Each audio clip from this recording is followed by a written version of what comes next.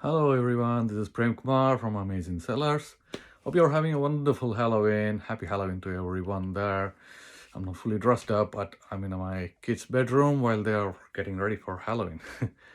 Anyway, so I came across a post recently in Seller Central where somebody was saying he's quitting Amazon as a seller onto the other platforms. Basically, he's a creative seller. He has a creative product or an inventive product. He doesn't disclose what product he's doing. Uh, the most likely, the creators and inventors in the market, when they go to when they go to Amazon, they are always surprised by the kind of response that they get from there, the kind of sales that they get from there. If you imagine, most likely their journey is like this. They ideate something, they patent something, they spend a lot of time in patenting and inventing it. Their effort is massive and they produce it and they list in Amazon and they start whining. This is the journey. All of this for one single product that they have gone through. I cannot complain them, but actually that is the journey that they can go, right? So anyways, so if you unless you're doing something like Dragon's Den or offline marketing on any other platforms, you cannot expect the kind of sales that others are seeing, other big sellers are seeing, other big inventors are seeing. For example, I have come across a product called water balloons, and their yearly total sales across all the platforms is 12 million pounds, right? So that's quite big. It's an invented product, it's patented product, it's quite big. But how do they do it? They actually do it by offline marketing outside Amazon, outside all the online services. They are in major supermarkets. They do a lot of stuff to drive traffic to their listings, and that's how they make a lot of sales. Um, and in fact, just the Amazon listing itself was getting them more than 30,000 pounds every week, right? It's a lot of money that they are doing, but it's, if you compare the whole sales, it's less, right? So you have to think about that. Yeah, they are actually, all these creators or inventors, they are living a typical dream just like anybody else has right now. You look at startups and you try to build a business, right? So similarly, they are looking at people who has invented just one product and they have become millionaires, or at least sales in millions, and they look at them, look up to them, and try to invent something for themselves. That's the journey that they go through. But not everyone can succeed. Maybe their product design is flawed, or uh, it just needs more time for the market to understand what their product is solving. There are a number of reasons that your product can go wrong in the market, right? Um, so if you imagine, uh, these are the problems that they have, okay? And as a survival guide, I can give you 4 tips, for these creators and inventors. This post is exclusively for them as a survival guide. Okay, and there are several things that you can do for offline marketing. Amazon should not be your only source of sales. It's one means to the market, and you use it as a fulfillment channel. If you want to leverage on Amazon, the main benefit is that it has a great fulfillment experience for your customers, right? You need to leverage on that. That's it. But if you are seeing that as a marketing tool, probably it's not for just one product. You can ask then, how do sellers like me survive in Amazon? Are we not going through the same journey? We are not, because we have a bigger platter.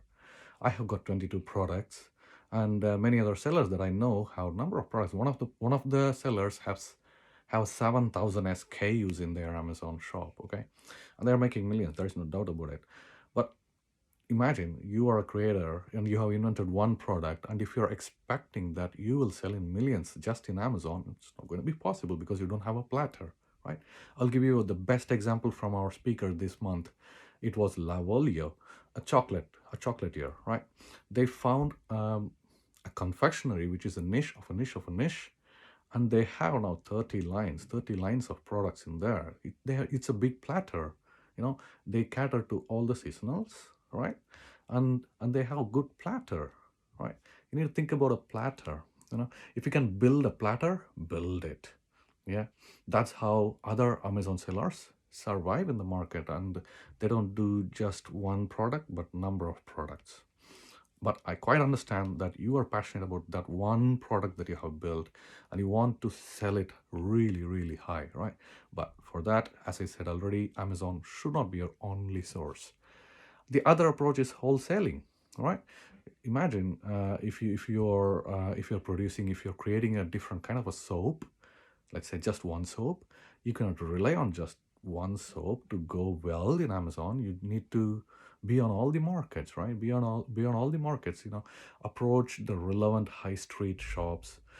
Use an existing Amazon seller. That's the biggest tip that I can give you if you want to leverage on Amazon, and if you don't have the time to learn the Amazon Seller Central, or setting up a shop in Amazon, running a listing in Amazon. Tie up with one existing Amazon seller and have an exclusivity agreement with them, that they will not compete with you in any other markets. So you just go there and speak to them, speak to people like me or anybody else who is already in Amazon or doing well, and make a deal with them and give the products to them in wholesale and let them do the sales for you. Okay, and be fair between each other. That's quite key, because they are investing in your brand's growth, so you have to be fair to them, and they have to be fair to you, because you will be investing offline, right? So you have to be fair in what you are agreeing with them. And then intricate learnings in Amazon, it's not for the creator. The creator is so mindful of their product. They have to iterate the product, they have to make the product better, they have to adjust to what the market is saying. They have to be focused in the product, not into the Amazon sales, right? Amazon has intricate ways of dealing with the platform, because it's a very legacy platform.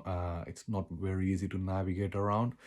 Plus, it is Amazon's platform, and they want to control things. Okay, it's not like eBay, it's not like Shopify, where you can control everything that you want on your page. It's Amazon's page, it's Amazon's customers. So they are so mindful of how they want to control the listing. So they will be controlling a lot, and that's why you see a lot of stringent activities happening in Amazon. They want to protect their customers, so they want you to protect their customer. So there are intricate details in there. So better speak to an Amazon seller.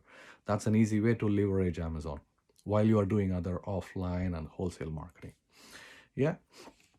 And if you want some examples of offline, off Amazon marketing, then you have platforms like Etsy, and there is one new coming platform called Redbubble. That's going really well as well. Many people are using it, and many people are seeing it as a good success. Yeah, so these are the four different things. One, you do a lot of several offline marketing like wholesaling, speaking to the high street, etc. And two, if it is possible for you to expand your product lines into multiple product platters, then go for it. Have more products and try to leverage on either of these through the seasons. And the third one is wholesaling through high streets, and also speak to some other Amazon sellers to leverage on Amazon. And the last one is going to the off Amazon platforms like Etsy and Redbubble, or for that matter, even Shopify. Okay, so these are the four things that you could do. But be careful. If you one last note, if you're going the Shopify way or your own website way, you must be really, really ready. You have to be really, really ready to spend a lot on marketing, because Shopify or any e-commerce platform, it's actually a website by itself. It's a website by itself. Nobody knows that your Shopify website exists, whether your e-commerce website exists. You have to make them aware that your product exists, that your website exists.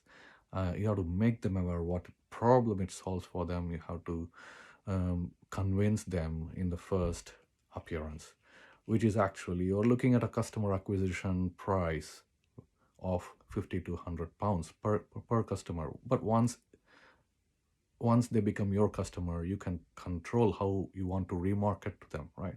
You can have newsletters. You can have a pixel that you can remarket to them in social media, all the stuff. But it's a big, big beast that you can imagine.